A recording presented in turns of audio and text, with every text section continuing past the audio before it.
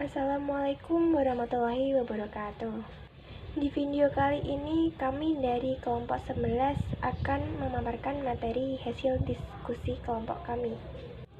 Topik yang akan kami bahas mengenai perilaku emosional. Sebelum pembahasan dimulai, saya akan memperkenalkan anggota dari kelompok 11.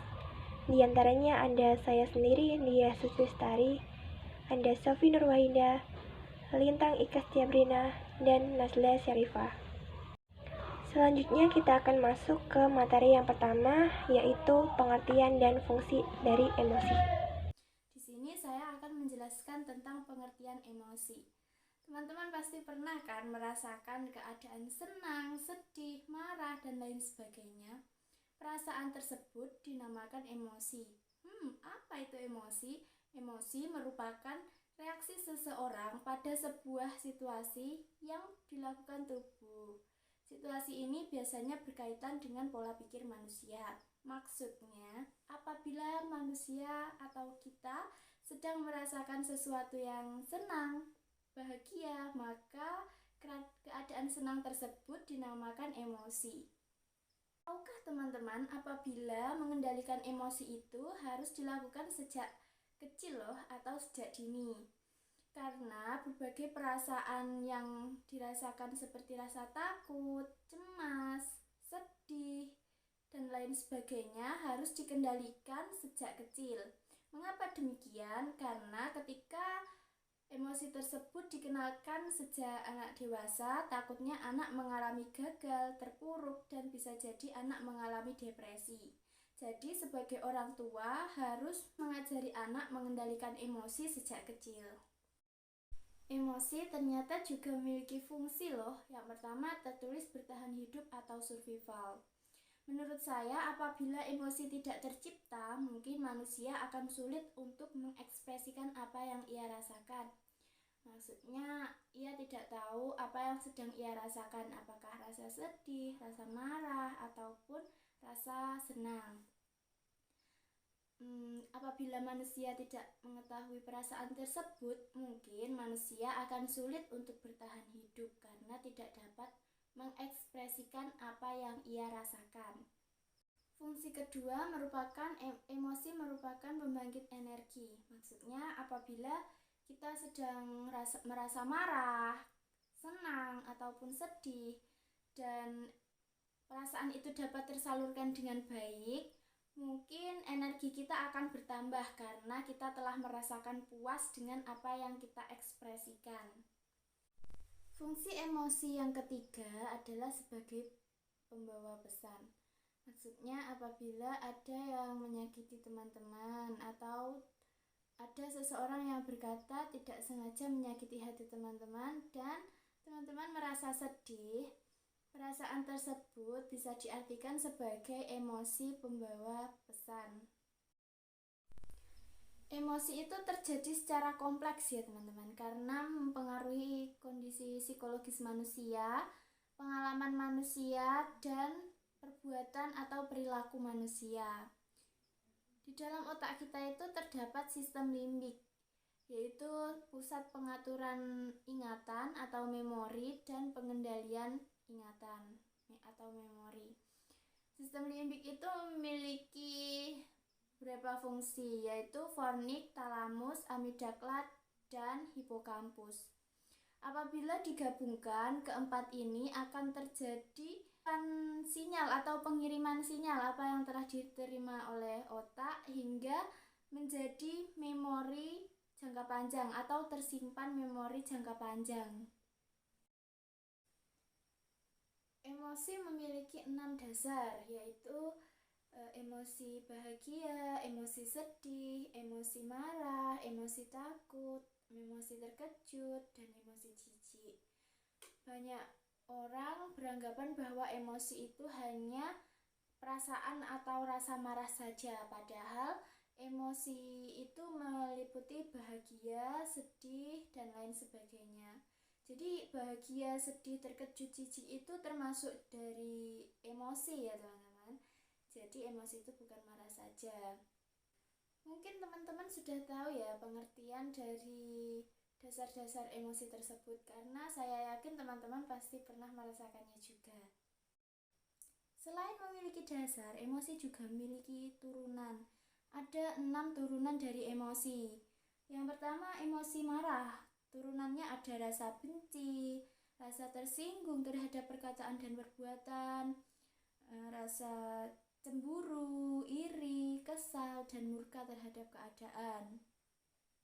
Jadi keadaan atau perasaan tersebut masuk dalam emosi marah. Selanjutnya ada emosi jijik. Biasanya emosi ini meliputi rasa risih, enek, dan muak. Emosi ini tidak hanya pada sebuah benda, namun juga dapat merasa jijik terhadap perilaku manusia. Misalnya ada orang yang melakukan pelecehan seksual, maka kita akan merasa jijik terhadap orang tersebut. Selanjutnya ada emosi takut. Emosi ini sering terjadi pada anak-anak, namun pada orang dewasa juga sering terjadi. Biasanya kalau rasa takut itu muncul, kita akan memiliki rasa cemas, gugup, dan tersiksa ya, hingga tak berdaya mungkin. Selanjutnya ada emosi terkejut dan turunannya terpesona, heran, dan merasa tertipu. Biasanya emosi ini berlangsung secara singkat. Misalnya mungkin kita di hari ulang tahun mendapatkan kado spesial dari teman, sahabat, atau bahkan keluarga. Kita akan merasa terkejut akan adanya hal itu, dan perasaan itu hanya timbul sementara ya teman-teman, karena setelah kita merasa bahagia, mungkin kalau diingat pada suatu hari gitu bisa merasa bahagia, menimbulkan rasa bahagia. Namun perasaan terkejut itu hanya sementara. Selanjutnya ada emosi bahagia. Emosi ini biasanya berkaitan dengan emosi lain, mungkin emosi terkejut, emosi takut. Maksudnya gini ya, kalau misal ada orang yang sedang melakukan penelusuran terhadap hal mistis, itu kan mungkin orang itu akan merasa takut.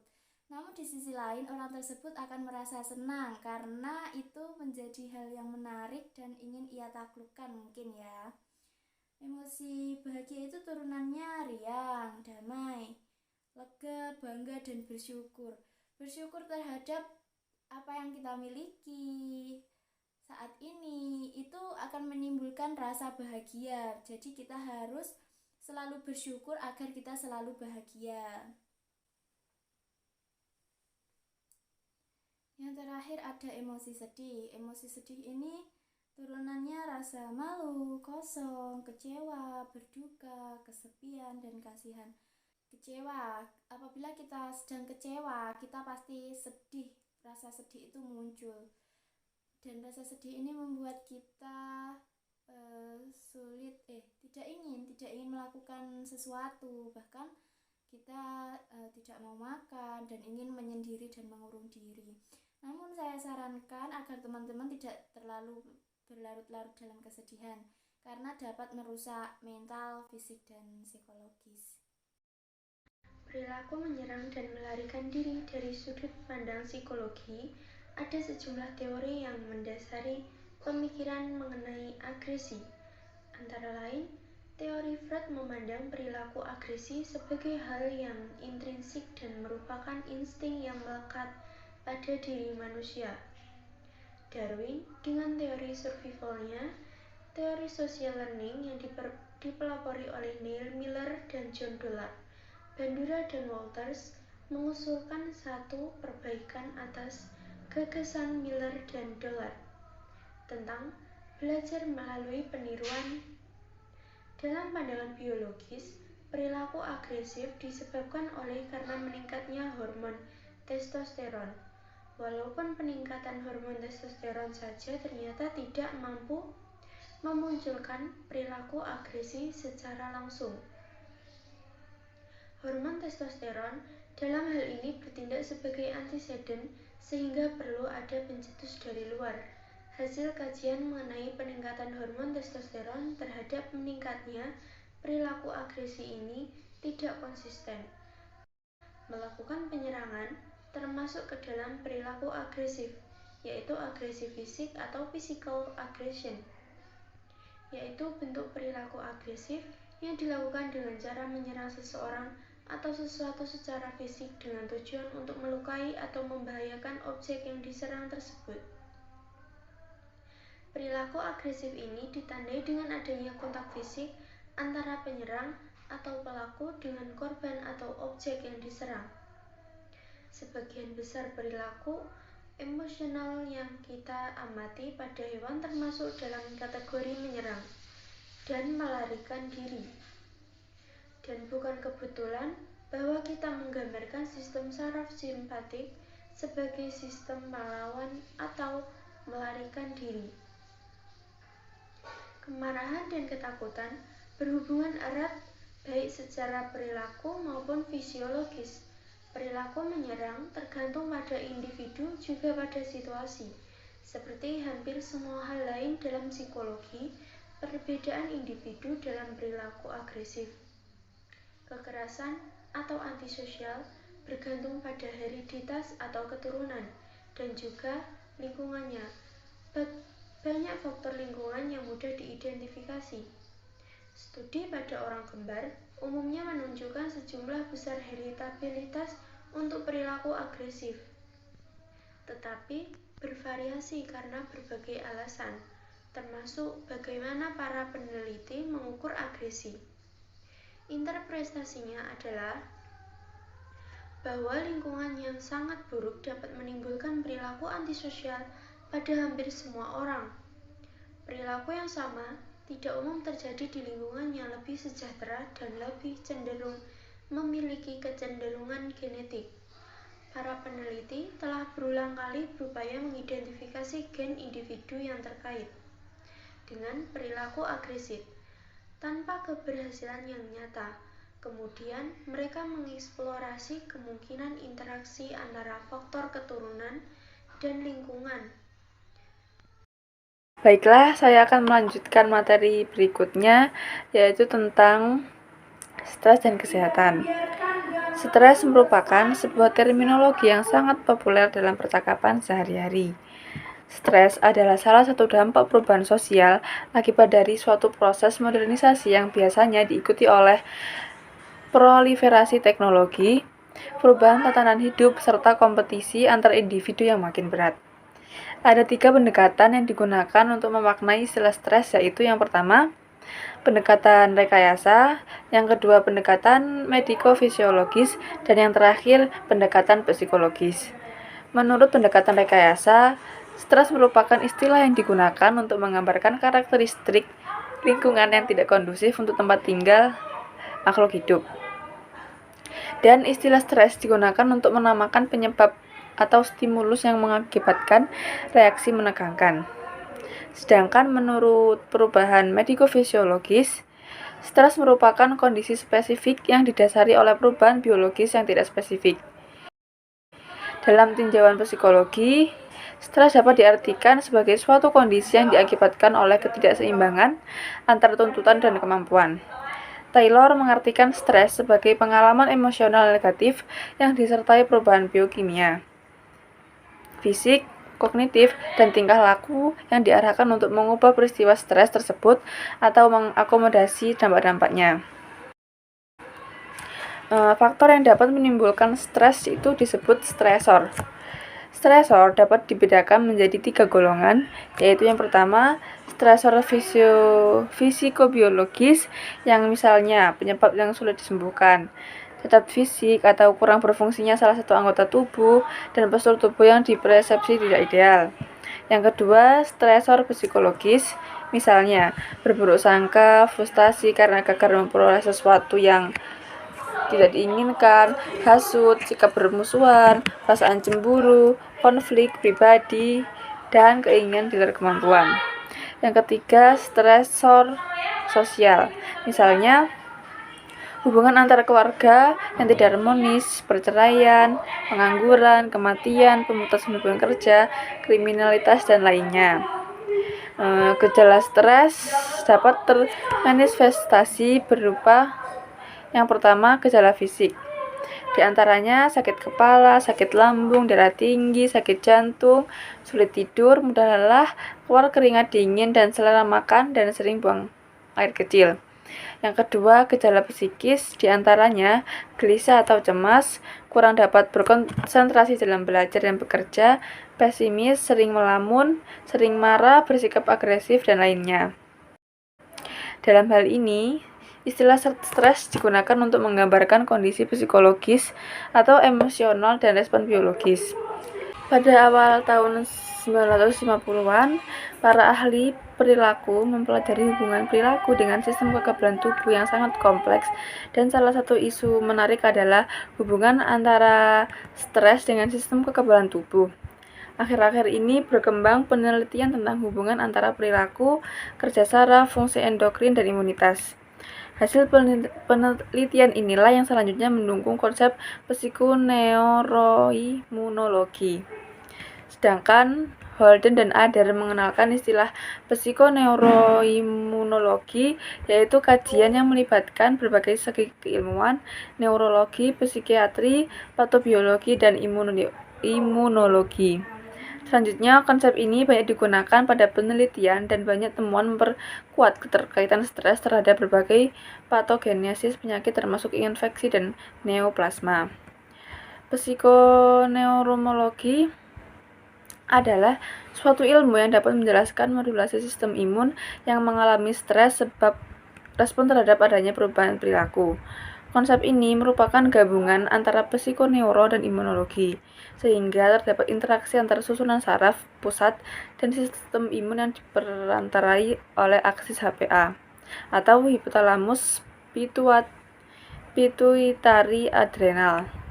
Adler juga menyatakan bahwa psikoneuroimunologi merupakan ilmu yang mempelajari interaksi antara perilaku, fungsi neuroendokrin, dan proses sistem imun. Komunikasi dua arah antara sistem saraf dan imun dapat menjelaskan bahwa perilaku dan stres dapat berpengaruh pada imunitas. Demikian pula sebaliknya, proses imun dapat mempengaruhi perilaku. Jadi, aktivitas fisik dan psikologis dapat menimbulkan aktivitas biologis tubuh, termasuk respon ketahanan tubuh. Cara mengatasi stres. Reaksi setiap individu terhadap pengalaman stres berbeda. Stres akibat dari faktor genetik maupun stres yang berasal dari pengalaman-pengalaman masa lalu. Stres juga dapat diakibatkan oleh beberapa faktor seperti faktor lingkungan ataupun faktor dari pikiran yang berasal dari diri kita sendiri.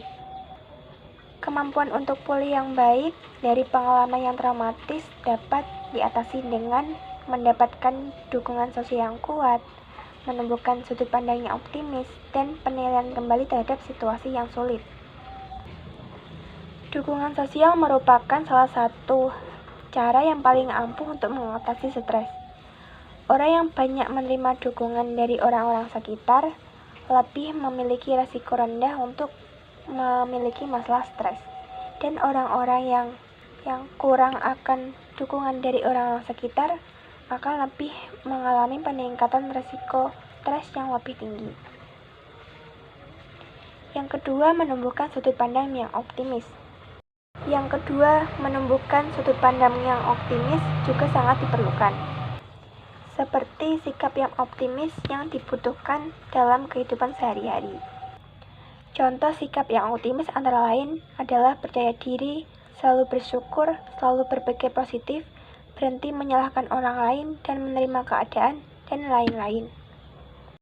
Yang ketiga adalah penilaian kembali terhadap situasi yang sulit.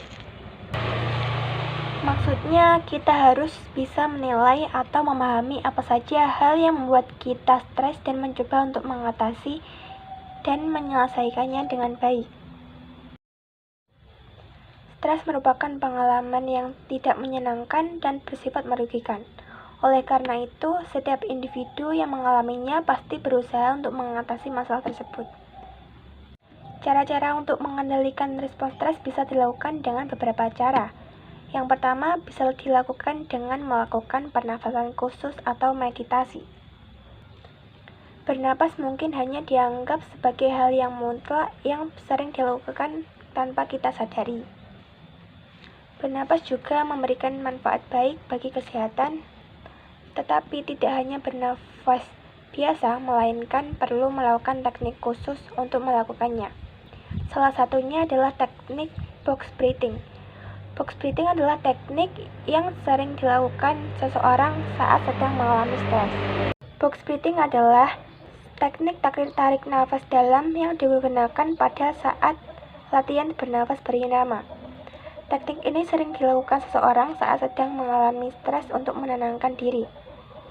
Teknik ini merupakan salah satu untuk menenangkan sistem saraf otonom atau ANS yang bekerja untuk mengatur fungsi tubuh yang dilakukan secara otomatis seperti pengaturan suhu tubuh dan mengalirkan darah. Yang kedua bisa dilakukan dengan cara berolahraga. Olahraga juga merupakan salah satu metode untuk mengatasi stres serta bisa meningkatkan stamina tubuh. Saat kita sedang berolahraga atau melakukan aktivitas fisik, tubuh akan memproduksi hormon endorfin yang bekerja untuk melawan stres. Gerakan badan saat kita berolahraga membuat otot aktif bekerja sehingga membantu melancarkan peredaran darah, sehingga dapat merangsang tubuh agar lebih rileks. Contoh, jalan santai, lari kecil, menari, yoga, dan lain-lain. Yang ketiga dapat dilakukan dengan pengalihan perhatian. Pengalihan perhatian juga dapat menghilangkan stres yang dapat dilakukan dengan melakukan kegiatan-kegiatan yang disukai, seperti menghabiskan waktu bersama teman atau keluarga, mendengarkan musik, menonton film, menonton video-video lucu, ataupun dengan beristirahat yang cukup. Terkadang stres sulit diatasi sendiri. Jadi kita bisa mencari dukungan atau bantuan dari teman atau keluarga. Dengan mereka kita bisa sharing, melakukan hal-hal yang membuat kita tertawa. Kita bisa berlibur bersama, agar kita merasa tenang, nyaman, dan lebih bahagia. Keempat, dapat dilakukan dengan cara mencoba mengatasi masalah yang menyebabkan stres. Mengatasi masalah yang menyebabkan stres merupakan hal yang paling penting jika kita bisa mengatasinya. Tetapi tidak sedikit orang sebenarnya bingung ketika mau mengatasi masalahnya sendiri. Jika kita sudah terlanjur tidak mampu mengatasi masalah stres kita sendiri, kita bisa datang ke psikiater ataupun ke psikolog. Demikian pemaparan materi dari kelompok 11.